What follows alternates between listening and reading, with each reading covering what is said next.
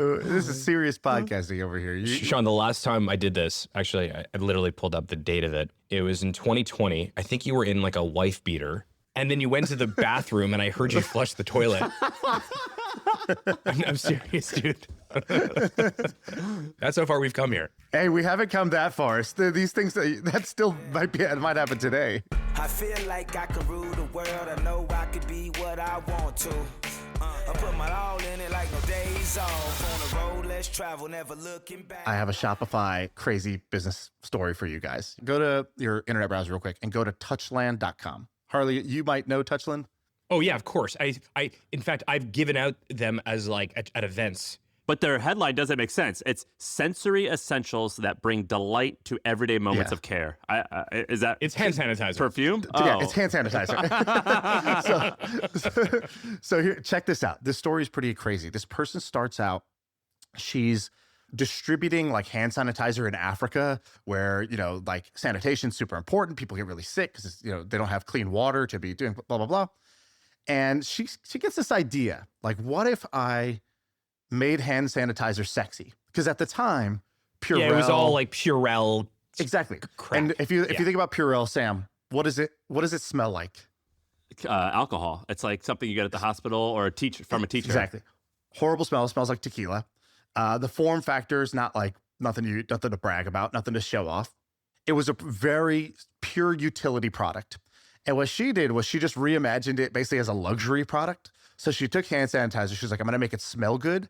I'm going to make it look good. I don't know if you've seen the cases of it. It's basically like clear. Yeah, it's beautiful. It's like this like sort of like almost Johnny Ive designed like case. Exactly. Yeah. It's if Apple decided to like go into the hand sanitizer market. So and she also did collaborations, right? Like Hello Kitty, Disney. I mean, this is like a whole different level of vision around hand sanitizer. So she comes up with this idea. She goes on Kickstarter and she raises like $67,000. She's like, okay, great, $67,000. I can do a first run.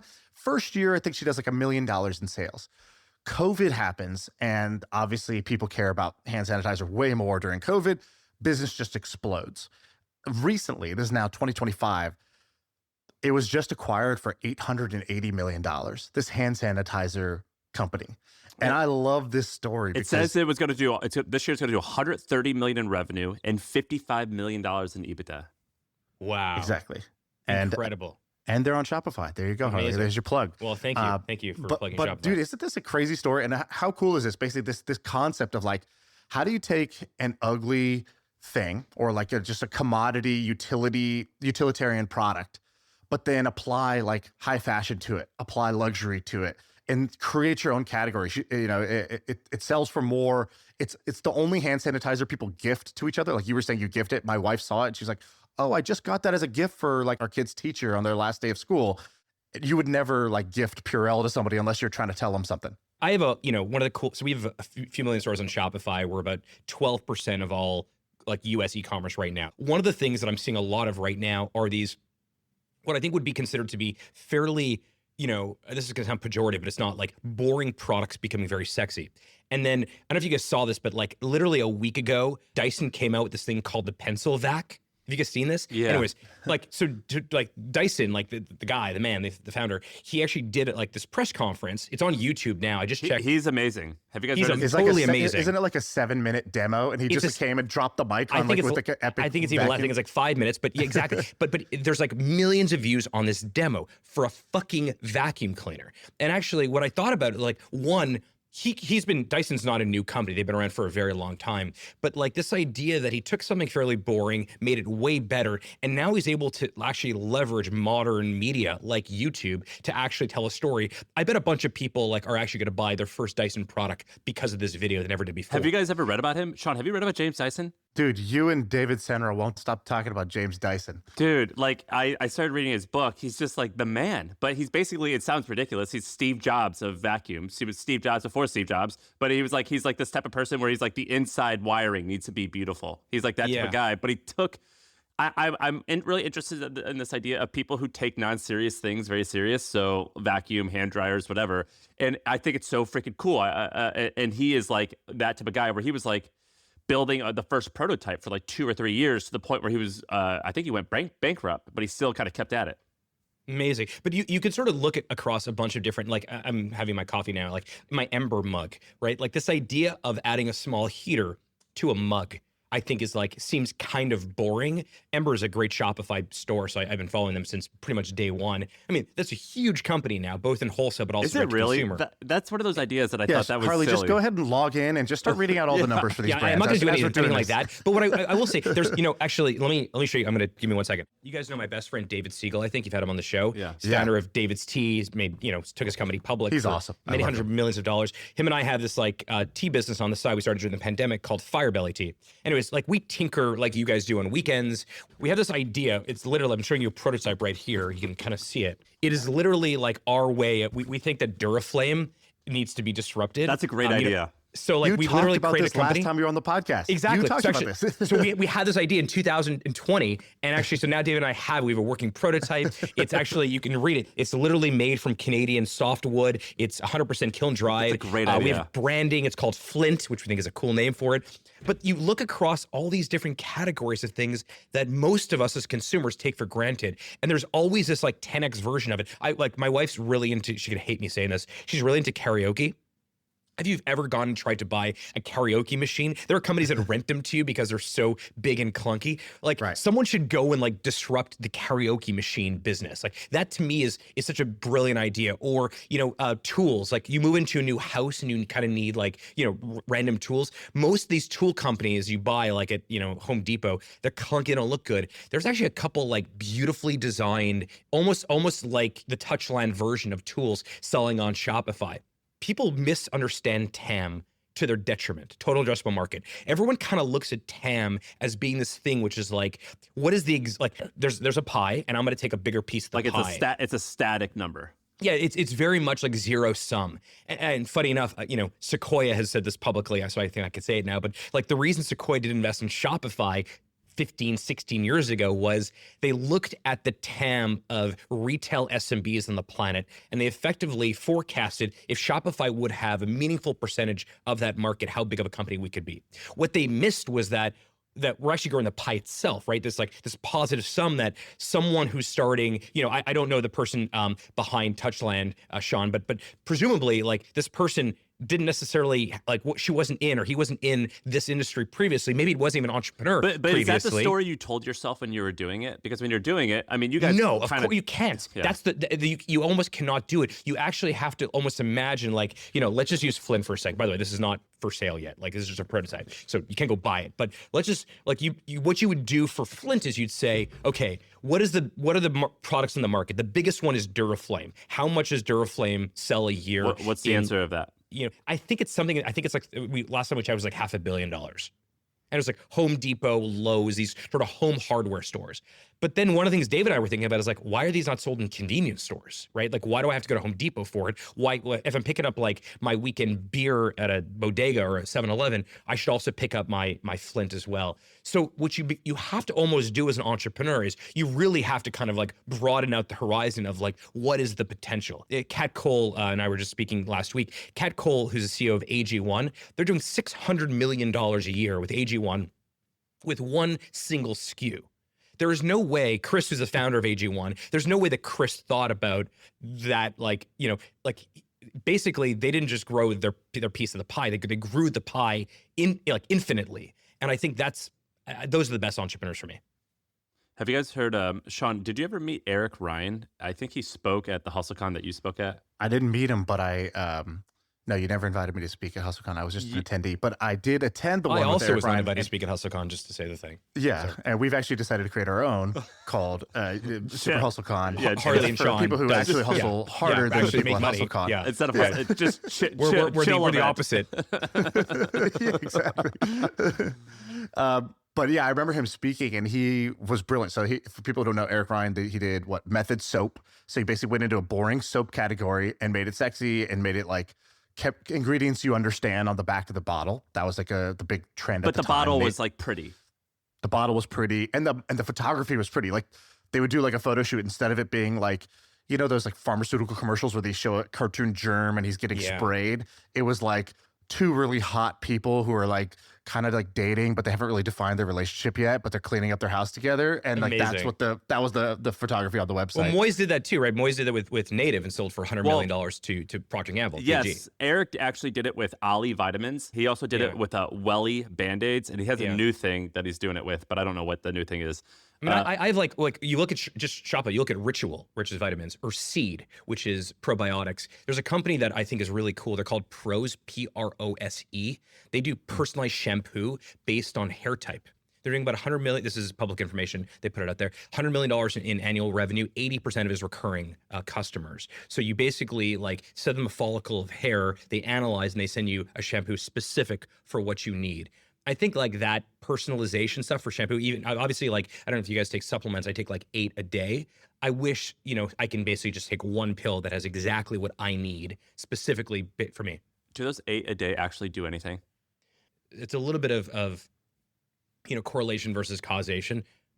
All of my lipids are getting better, and I think there's definitely some correlation to it. Although as part of my taking all these supplements, I'm also working out more and I'm eating much better and I'm drinking far less, red wine with on weekends. And so I can't necessarily draw a direct, causality to it, but certainly I do think that, and honestly, it's not that big of an inconvenience. If it helps me by 5% or 10%, I'll do it. I'm also, I do every year for my birthday, I do something called Prenova. Do you guys know Prenova? Yeah. Yeah, I love Prenova. Yeah. I've been doing it since I was, for the last 6 years, my birthday's in November, every year, go to That New York could make and do for a pretty bad birthday one year. You got to be careful totally. with that. I mean, that's the issue with that. The issue with that is obviously false positives, Right. which I have just decided. I think entrepreneurs and founders tend to be on this side of the equation, which is I prefer a false positive than a false negative. Right. Maybe you could answer this. You're actually the only person I've asked this publicly, but I've never got a good answer. How can you be a billionaire today and be unhealthy? Like, how can you be a fat billionaire today? I would get rid of the billion. I think if you are, forget the billionaire thing for a second, because I don't think that you don't need to be a billionaire to do that. Do you know any fat billionaires? I do, but I don't want to say anyone's name right now. Of course. You probably know them also. But it doesn't make sense to me. Maybe they were a thyroid issue. I do believe that if you have the means and you can have, if you can have like housekeepers, for example, or you can have a chef at home. It's like if you have a chef at home, no one's going to their chef and saying, make me super unhealthy food. Usually, if you hire a chef, you say, I want to eat really well. Here's what I really like. So there's almost no excuse. Same with a personal trainer. It is very difficult to go to the gym. It is much easier to go to the gym if you have a trainer waiting for you that you're paying for you, or someone showing up at your house. So I do think that it's easier for you to be in better shape if you have means. See, this is why I'm an outlier. I defy all the rules. I have because a chef. you're rich I have a personal trainer who yeah. comes to my house. Okay. I'll find a way. The will finds a way. And if But Shaan, it's bullshit. If I want to because DoorDash something, I'm gonna find a way. So if you didn't have the trainer come to the house, you'd be in I suspect you'd be way worse off. Yeah, than and you are also right now. you have gotten way healthier over the last handful That's of right. years. Yeah. Yeah. When I had my first child, Bailey is now, my daughter's 8. So when I had her first child, so Dave Siegel, again, bringing it up again, like Dave's a couple years older than me. He's had kids before I did. He basically said to me when I was having Bailey, he's like, look, if you can afford to have a nanny, he actually articulated as, he said, it's going to be a marriage saver. And I didn't really understand what it meant. And what he meant was like, just everything is easier as a new parent at home. I was, Shopify was already publicly traded. I work 70 hours a week. He's like, just if you can afford a nanny, you should do this. And I didn't really know what he meant by the whole, it's a marriage saver. In hindsight, I now do, because like some of the stresses that I think some people have, they don't go away. They're just you lessen them when you have certain like luxuries in your life. And I grew up without money, so I didn't grow up in that world. I don't take that for granted, but I do see how it gets, these things get easier. I heard an interesting story about actually last week. I was with a person I'm not going to name, but he's he's a billionaire and he's a big time investor, and he was telling stories about how we were talking about Shopify. I was actually talking about how I met with you, and I was like, man, Harley's so charismatic, like it totally got me bought into Shopify even more. And he was saying, he's like, yeah, man, I've met with Harley a bunch of times. I know him well. I've met with Toby a bunch of times. He goes, and I've actually met with Stripe a bunch of times, the Collison brothers, and they're an amazing company. And he was like, I think they're roughly worth the same right now. But he was like, I think Shopify is going to be worth 10 times more than Stripe. And I was like, why? And he said, whenever I'm with the Collison brothers, we talk all about like interesting philosophical things and like what their like hobbies are and things like that. And whenever I'm with Toby, the only thing he ever talks to me about is Shopify. That's all he ever wants to talk about. He will only talk about Shopify. And because of that, I think that obsession, even when your company is worth $150 billion or whatever it is, that still comes into play. It's not just market factors or the market forces.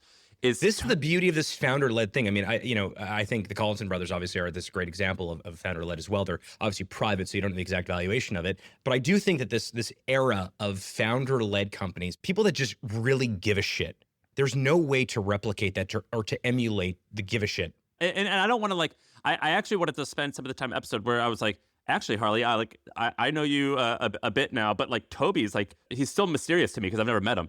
But he seems like I think he has this one quote where he goes, "My wife says I'm an immigrant to the human condition." Yeah, that seems super. I mean, and to his credit, because he is so self-aware, and he truly he's incredibly self-aware. He knows what he's really good at. I mean, that's if you think about Shopify. I think I said this at Sam when we were meeting, but like you think of the phases of companies. Like at the beginning of the first phase of a company, everyone needs to be a Swiss Army knife. Like everyone do everything. And then the second phase, it's like more like what I call like triple threat phase, where like is there like can you put a threshold onto that, like a number of people or something? Yeah, I would say like for us, it was like 0 to, I don't know, Dunbar's number. You know that concept, Dunbar's like number? 50 or 150? Yeah, I think it's 150, something like that, which is like, it comes from tribal times where that's how many people any human can remember at any one given time. So I would say like 0 to like 150 or so. It's like that, Swiss Army knife. In those days at Shopify, I did BD, I did sales, support, partnership. I built the App Store and partnerships program. I was also the lawyer. I mean, I was a general counsel.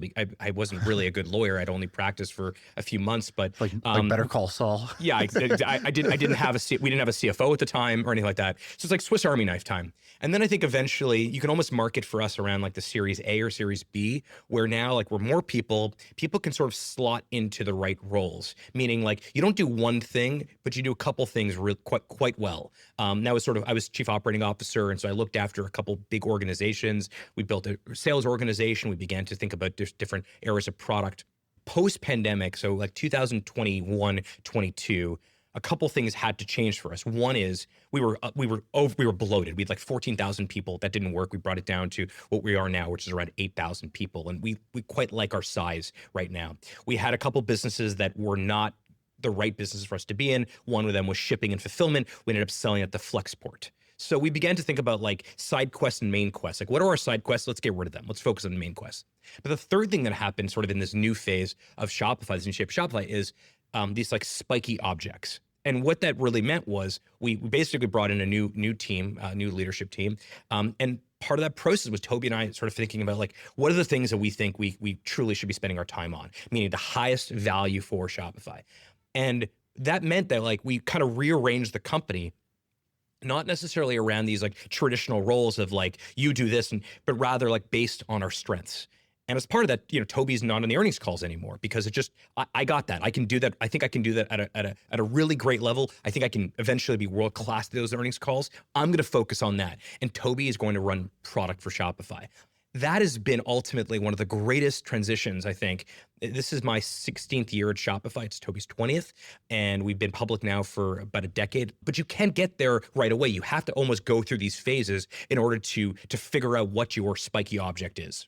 That's pretty cool. It's pretty rare. I think if you look at how many CEOs are the best storyteller in their company, it's actually not most, but they don't want to give that up. And so I think even in there, you didn't even mention it, but there's a sort of almost like a very telling thing that he had didn't have the ego to say, no, I need to be the front man also. I need to be the lead singer, even though I'm actually the best drummer. So right? Toby refers to me as the lead singer of the band. Like I think a lot of companies throw around this idea of mission. Shopify's mission is very simple. Like increase the amount of entrepreneurs on the planet. That's it.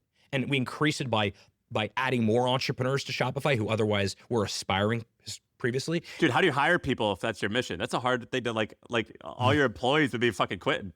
Well, actually, the best part is we end up hiring mostly entrepreneurs people that have had that entrepreneurship in some way has deeply affected their life. For me, my grandparents are Holocaust survivors. After the Holocaust, they went to Hungary. In the 50s, Hungary got really bad. Hungarian Revolution happened.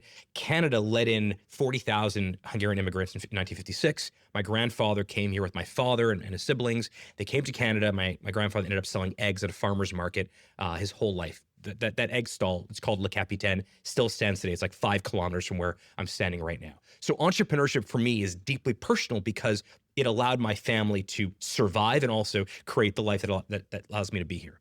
My version of that is when I grew up in South Florida. I moved to Montreal to go to McGill when I was 17 in 2001.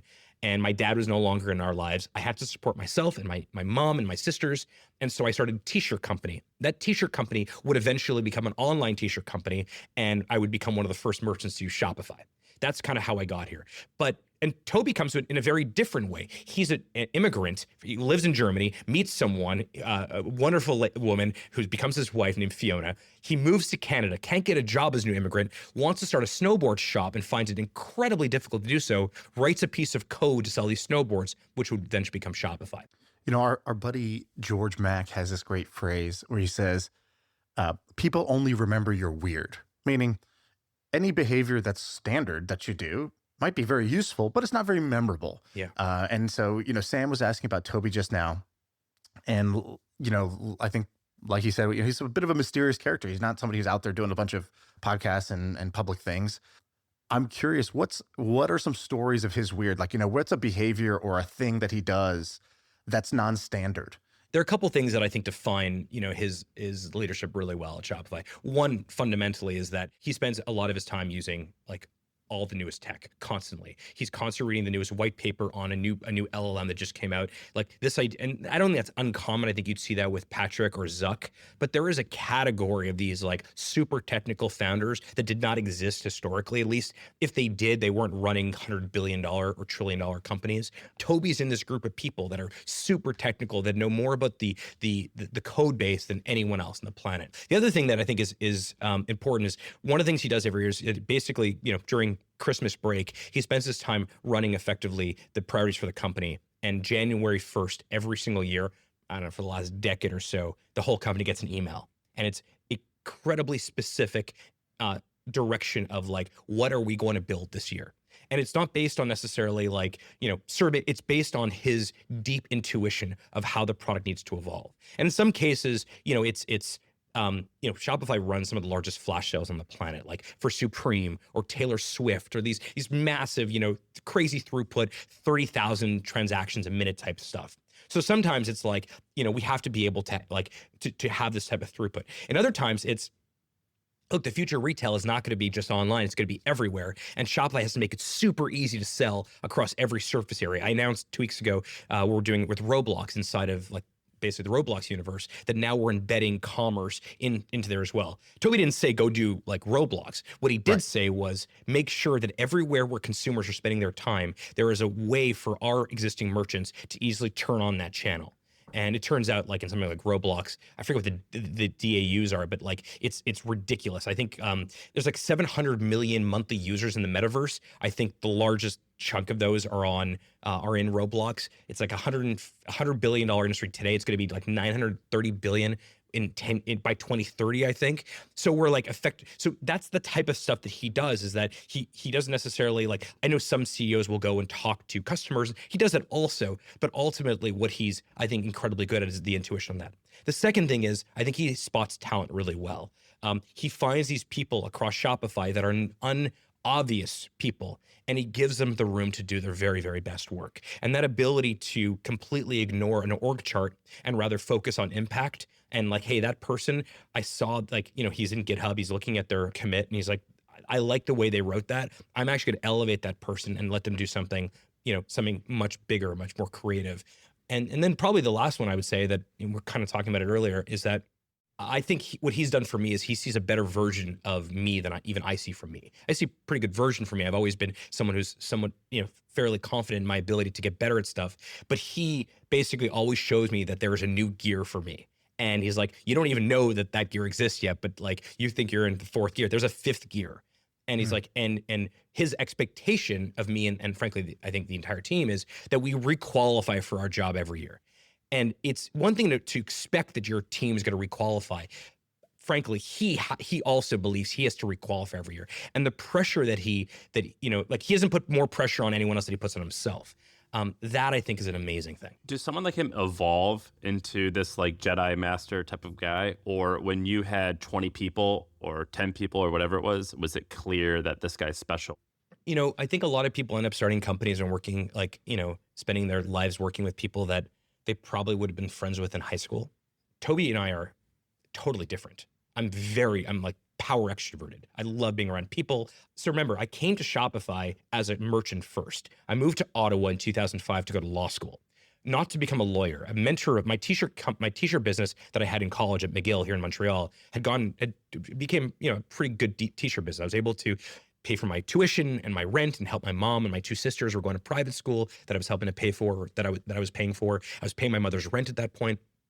A mentor of mine convinced me to go to law school, not to become a lawyer, but he looked at law school as being like finishing school for entrepreneurship.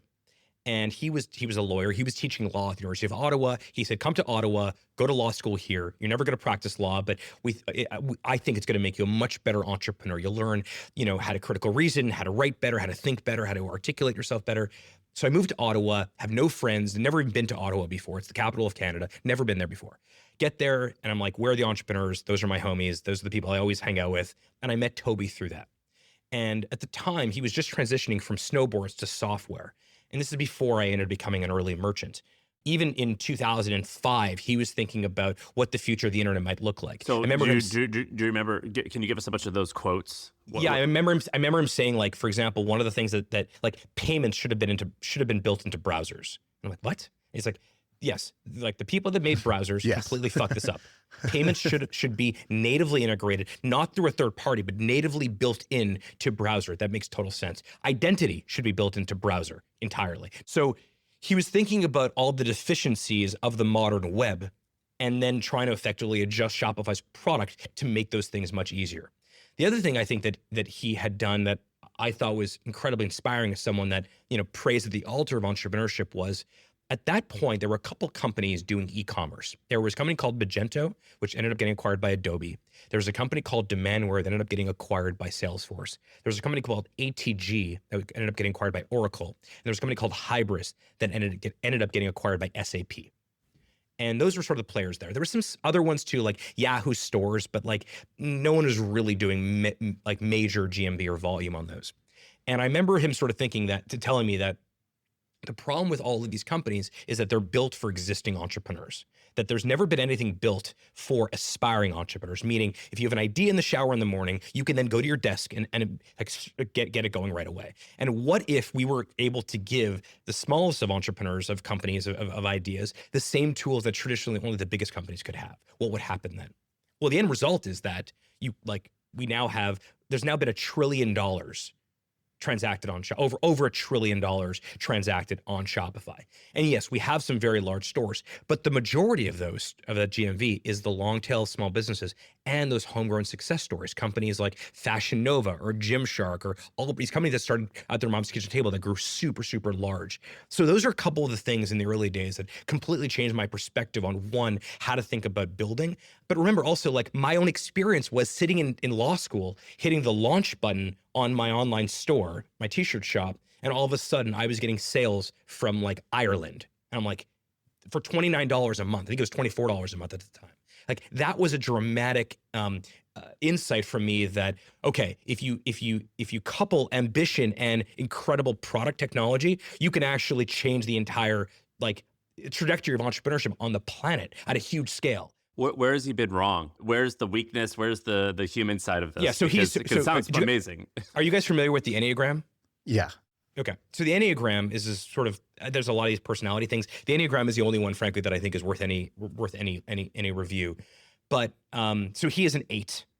The challenger, characterized by a strong desire for control, independence, and justice. They're assertive, decisive, and driven by a need to protect themselves and others. They're often natural leaders, confident and willing to take charge. Okay. Now go to 3. The achiever, self-assured, self-assured, attractive, there you go, charming, ambitious, competent, energetic, At their best, they are a role model who inspires others, but they have, basic fears of being worthless, basic desire to feel valuable. That hits, man. That hits. So first of all, for anyone listening, like if you are working in a team with a bunch of different personalities, it's a really effective thing to do to actually figure out what they are on the Enneagram. We've looked at. I mean, I've looked at every one of them. We've had coaches on staff at Shopify for over a decade. This is the one that I think is the most valuable. So knowing that, Toby being a challenger, me being an achiever, he is really tough. I mean, when I bring him an idea, he will beat the shit out of it to a level that I have not even considered yet. So it is not easy to work for him, but it is incredibly meaningful because what you end up with is outsized personal growth. He won't say 20 words when 2 will do. He'll say 2. And if the 2 are correct, and even though they may not be the most polite way to say it, he doesn't care. He is seeking the best result. Like that is why he should be, I will work at the company as long as they'll have me and as long as he's there. Because I believe he is the CEO that Shopify requires. No one will care more about that. But that doesn't make it easy, right? And like I know other companies, I talk to my peers, other companies, they're like, like there is not a softness, but there's a collegiality to their culture. That doesn't happen at Shopify. It's not that we're not collegial. It's just like that's not what we're trying to achieve.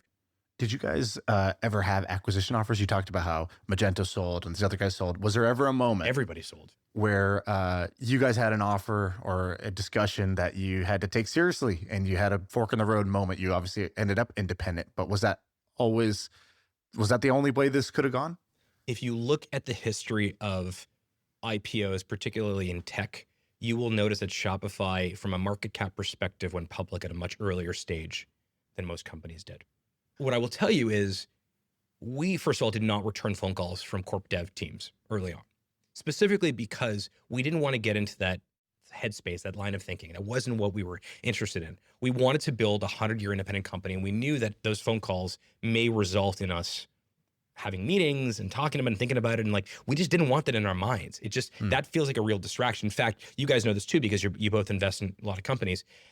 Once you take that phone call from a corp dev person at a big company, you begin to inadvertently or advertently start a process in your mind of beginning to think about what if the number is right? What if the terms are good? What if they have what if there's a space for me at this company where I can, the pitch that a lot of these companies make, these big, M&A conglomerates, they make is like, well, you can do what you're doing at your current company, but you can do it here with more scale. So ultimately, we didn't want to necessarily have that even in our minds, so we didn't return those phone calls, first thing. Second thing is we went public at a very early stage because 1, we thought it would be the best way for us to be independent longer term.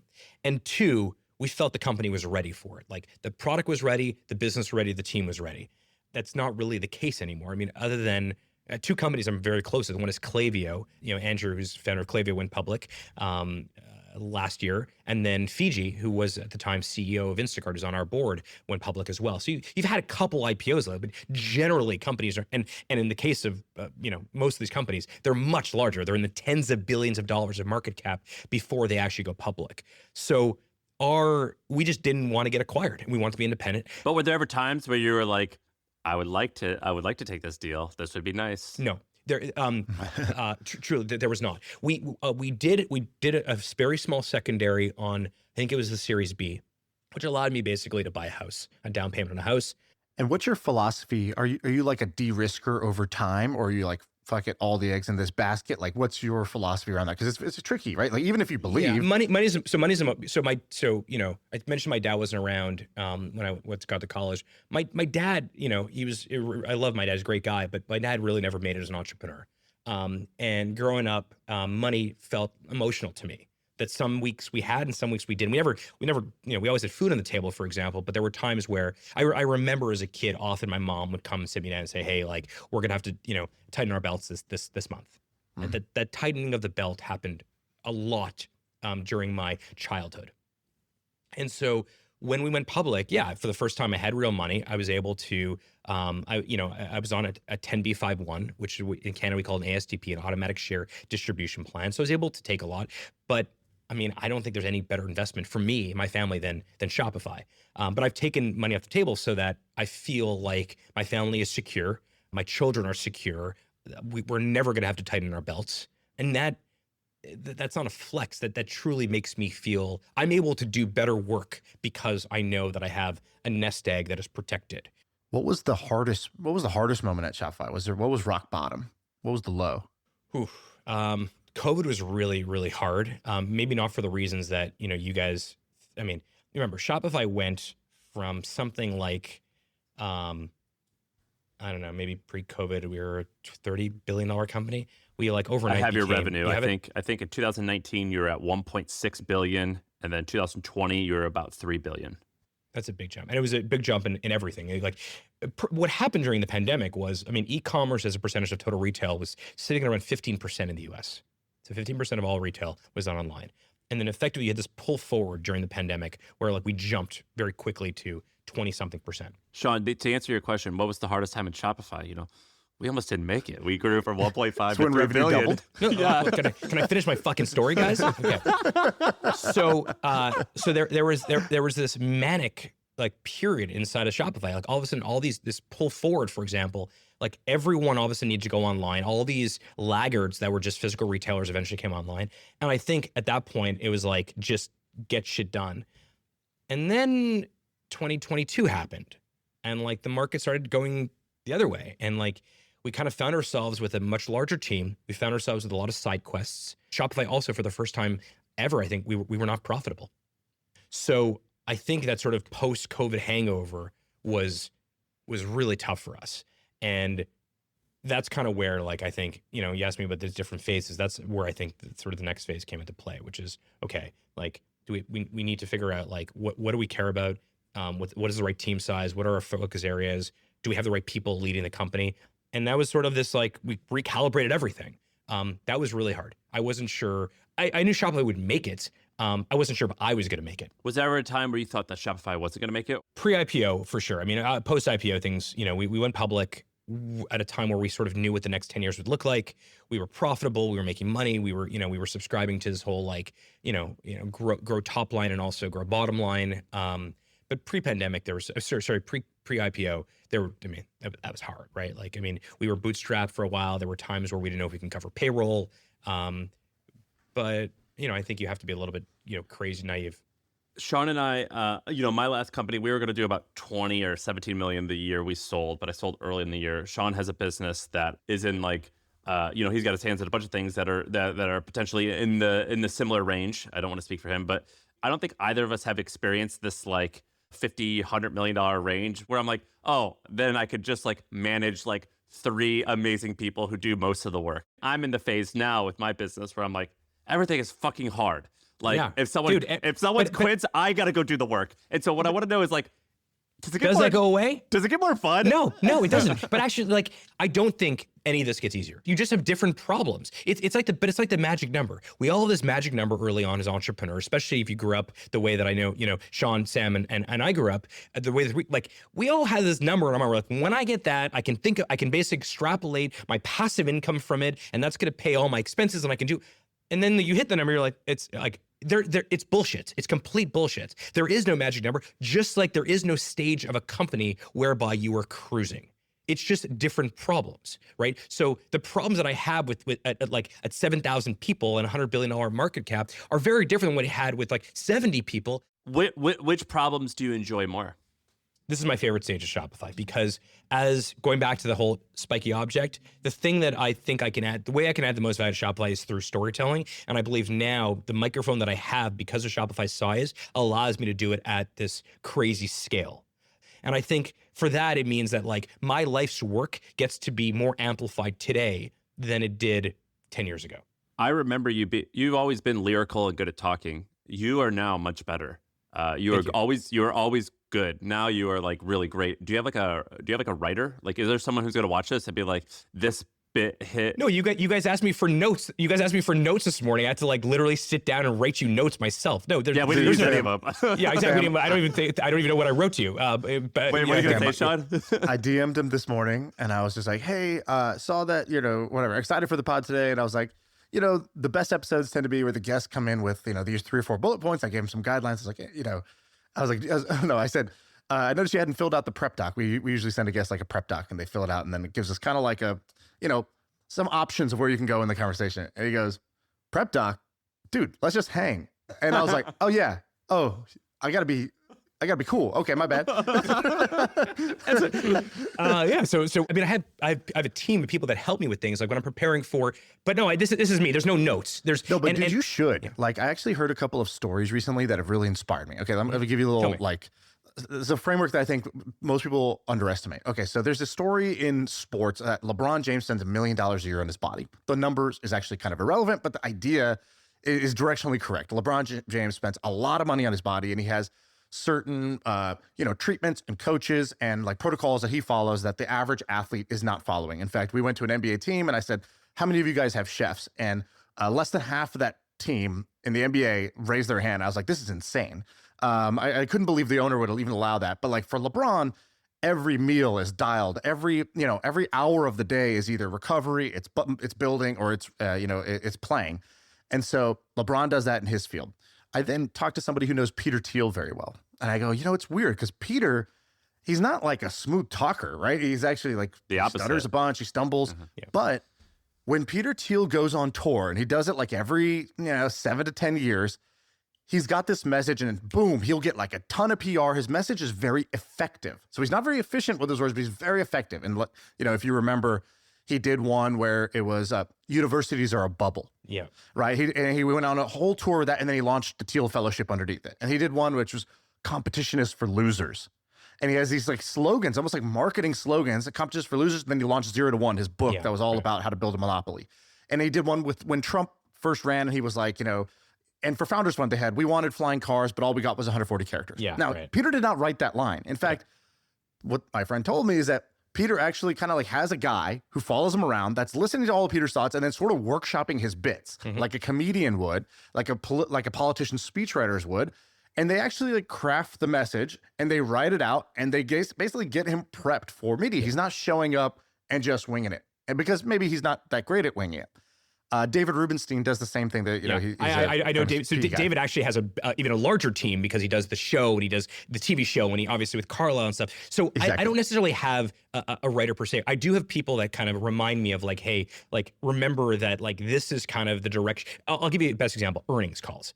I meet with my Jeff Hoffmeister, our amazing CFO. I met with Jeff and our IR team, and I'm like, all right, what are the 3 or 4 things that we want to say? And then I basically take it and I Harley arise it. I make it sound like me. So can you give an example? So an example is like we want to be on Roblox or something. So, on the Roblox thing, it's really about the fact that Shopify is no longer just an e-commerce company. We're the commerce everywhere company. Okay. Right? And that's what's important. So I'm using Roblox as effectively a proxy for explaining that you may not necessarily, want to sell in Roblox if you're selling hand sanitizer. But if you're selling another product and your audience spends time in Roblox or in some sort of in the metaverse, you may want to access it. By being on Shopify, you are default selling everywhere. Right. The story isn't we're on Roblox. The story is we're now the e-commerce. We're now the commerce everywhere. We're also on Pinterest and Instagram. There's literally a Shopify for Spotify channel where you can actually, if you're Beyonce and you have an artist profile like the size of Beyonce, you can sell Sacred, which is her cosmetic line, on Shopify inside of her artist profile. And rumors are you're going to be on ChatGPT. That's rumors. Yeah, we're not going to go there today, but exactly, we want to be wherever you effectively have consumers. So earnings was 3 weeks ago, and I love earnings. I do my earnings call, I then do my analyst calls, and then I do my media tour. In this case, I did TBTN, which I think those guys are killing it. I did CNBC, I did some Bloomberg stuff. I noticed that there were a bunch of other companies that, because I listened to earnings calls a couple days before and a couple days after, just to kind of hear the tonality of the reporters and the journalists, but also of the executives. And Sebastian from, I think, is it Klarna or something? He basically came out, I think it was Sebastian, and he said, hey, after his earnings call, the whole thing was done by AI. That actually wasn't even him. It was basically an AI emulating his voice, and that's who did his earnings call. And it made a splash. There were a couple articles about it. And so I listened to it. I was like, yeah, like that's like a 5 out of 10. And maybe you can say it's a 6 or 7 out of 10 because he saved a lot of time and so it was effective. But there was zero, in my view, personality to it. And then I watched a bunch of other kind of quote unquote professional executives that did their earnings calls, like the P&G guys, for example, or the folks over at Best Buy. And I listened to their earnings calls and I'm like, yeah, they sound like they're reading a script.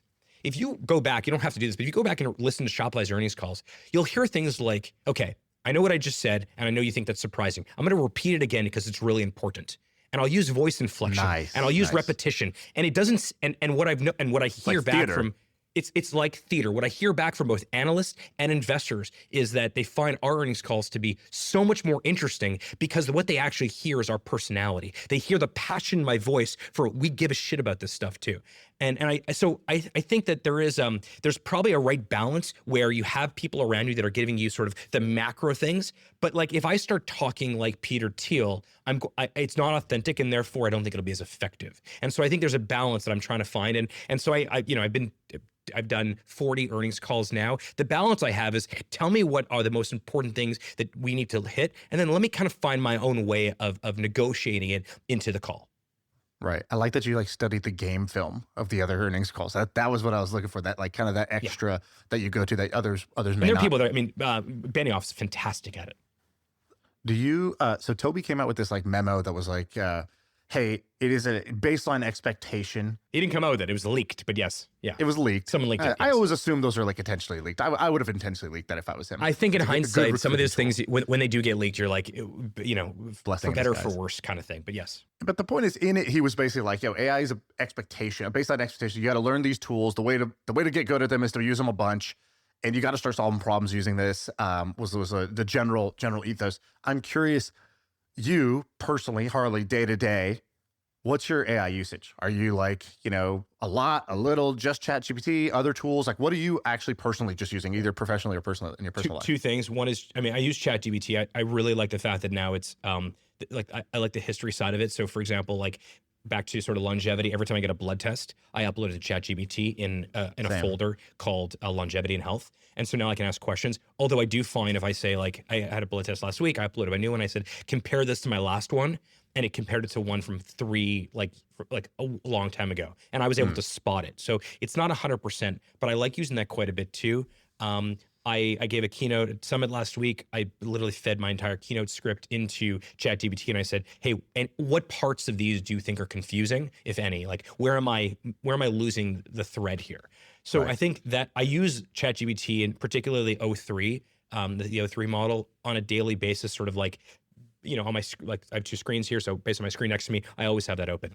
I really like Claude for other projects. So for investing, for example, Lindsay, my wife and I do a little bit of investing. We own some apartment buildings. So I have a file for real estate, which is every time I get an update from the property management company, I feed it in. I find Claude is much better for analyzing existing documents. I find that ChatGPT is much better for sort of reaching out into the public sphere, like the web, and bringing things in together. Those are the two I use the most. And then back to sort of the earnings calls, one of the things we did was we basically made all of Shopify legible, and we built like about a dozen MCPs inside of Shopify. So usually in preparation for an earnings call, I will go to, let's say I want to talk about like Shopify Capital. I'll go, let's say I want to talk about like, we launched it in the UK. So let's say I want to talk about that in the earnings call. I'll go to the Capital leader and say, hey, give me a couple of the highlights for UK.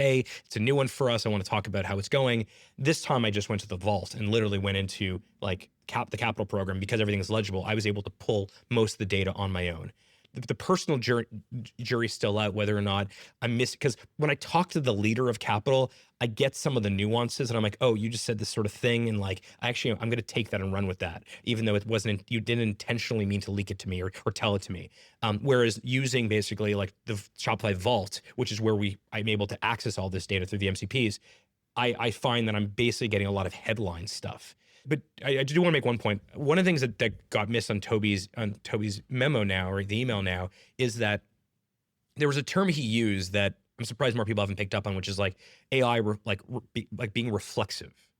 And part of what he's trying to get the company to do is to be reflexive about the usage of AI, so that rather than sort of make it a sort of, I have a project, and now like I'm working on my own. Oh, you know what? I should also use AI and see what I can get from ChatGPT or Claude or Anthropic or something like that, or Perplexity. This idea of making it reflexively part of our day-to-day work is really what he was trying to do. And in fact, so much so that he created this new friction, which is before you can go and hire someone on your team, you first have to substantiate to Shopify, to the hiring manager, to the talent team, why AI cannot do it better. And one of the things we're noticing there is by actually creating this like friction of saying like, before you go and hire, you must first do it, what ends up happening is people, by the end of substantiating why they need to hire someone that AI can't do, realize that they actually should have AI can do a bunch of that as well. That is very different than what you're hearing, I think, in most companies, which is, let's just use AI as part of our, if I have to design something in Figma or in Canva, I'm going to use AI to help with that. This idea of it being reflexive is sort of what we're trying to do. I like that a lot. That's cool. That's a great little nuance and sort of tactic. I like these sort of either incentives or systems where you do one thing, but it has all these downstream impacts. Like right now, people are talking about the US, like, oh, the deficit's so crazy. And Buffett has always said this thing. He's like, oh, simple. I could solve the deficit in 2 minutes. Here you go. If we run a deficit over 3%, nobody gets to keep their job in Congress. That's right. Watch what happens. Yeah. I mean, that is, you get to do that at companies. I mean, back to like the phase of the company, at the phase of size and scale of our company, we get to do stuff at this crazy scale. So simply by adding, a simple friction on hiring that says first substantiated, you actually see incredible results. Then you can evaluate. You can literally say like, okay, well, how has hiring changed since that email was leaked? How has hiring changed since we added that friction thing?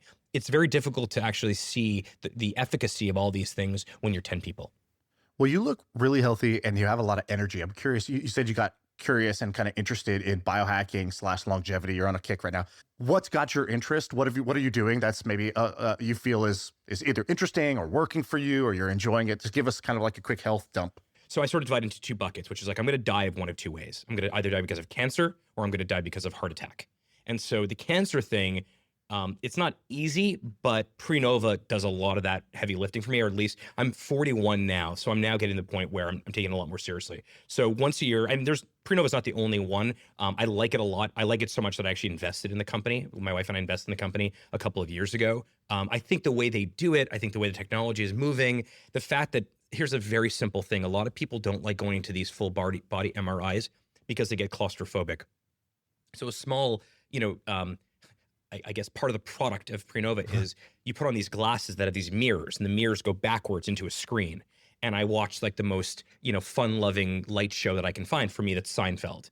So I'm also I'm not claustrophobic, but I wouldn't want to stay in something like that for a long time. Dude, when I went in, I watched Top Gun. I was like, oh, what's a movie I should have watched, but I never did? I just watched the original Top Gun. Yeah, so I did the I'm like, I do not want to be stressed out. I don't want to be scared. Dude, I watched the Zodiac Killer documentary on Netflix. It was great. I mean, that speaks volumes about both your personalities. I watched like that's Seinfeld. The real personality test. And so that sort of takes care on the cancer side. On the cardiovascular stuff, I just did a clearly scan, which basically looks at blockages. So what I'm trying to do, what I did initially was I just got a baseline of like, where am I at right now?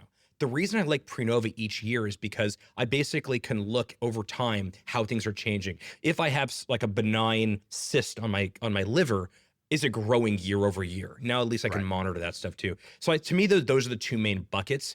And then I just try to do these like these Masojis is like one thing every year that scares the shit out of me. And the thing I really like right now is called 29029. And Jesse Itzler's thing. Jesse's he's done an amazing job. Him and Mark, who's his partner, co-founder, they've created this incredible thing that effectively allows you to climb Everest, but you can do it from like Colorado. In my case, I do it in Quebec. I do it in Mont Tremblant. You can do it in Vermont. But they created this incredible thing that allows you not to have to travel to Mount Everest, and you actually can do it. And so I've been doing this. This was my second year doing it, and I like doing it not just because of the like high five. It's cool to climb, to emulate climbing Everest, but I like the idea of getting really scared that I'm going to fail at it, and therefore I train much harder. And so my workouts actually are much better because I'm so scared of failing at this 29029 thing.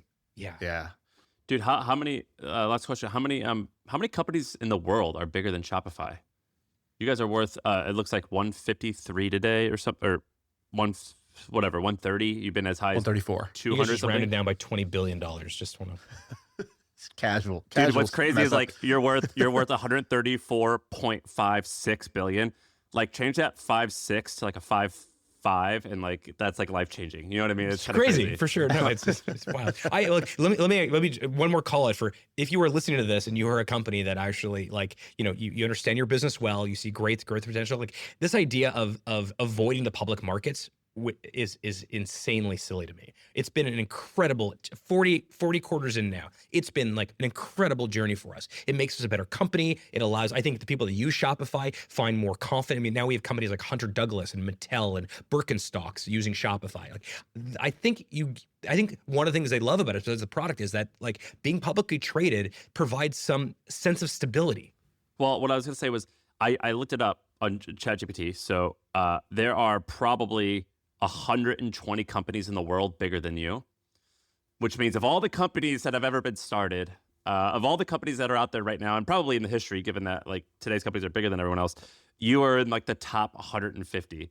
It's pretty astounding. And I think that like if there was a ratio of like somehow most relatable, or like for some reason when I talk to you, I'm like, he's like one of us almost. That's why we're friends. Fuck, he's not one of us. Damn it. And then I like see this, and then I see the stats, and I'm like, he's so good at his job that he's tricked me into thinking that he's relatable. What do you mean? You know me personally.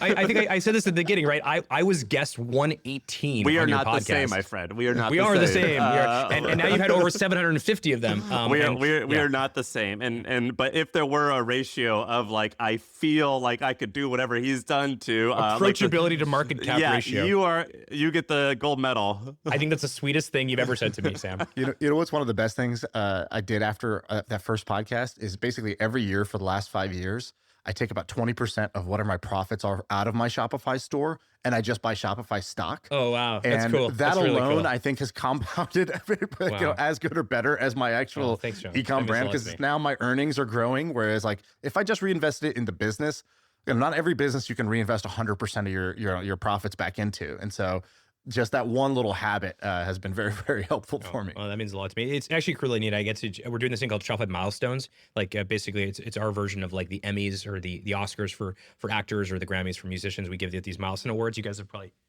seen them around. This is the 10,000 one. So we give it out for 10,000 orders, 100,000, and a million orders. Dude, I got a bone to pick. Y'all are so slow. I got my milestone, but I'm already on the next order of magnitude. Perfect. Like it's so slow how you guys said these out. I mean, these are heavy. We got to like ship them out and stuff. There's a lot of people. But anyways, so I deliver a bunch of these milestones in person. That's your excuse. Yeah, they're heavy. Yeah. So you need to get to 1 million first, and I'll deliver your 1 million one, Shaan. But I meet these people when I deliver them, and often what I hear is not only like obviously they built their business on Shopify, but many of them, like they're also shareholders, which I think is an unbelievable endorsement. As like, it's one thing to use the product and build your business on it, but then also to invest your hard-earned money into. To be clear, not an endorsement, just a recovery of fees is what I was looking for. I said, okay, I'm paying you guys this money. I'm going to get it back in a different way. You made it sound way less romantic than I just tried exactly. to kind of. Let's be real here.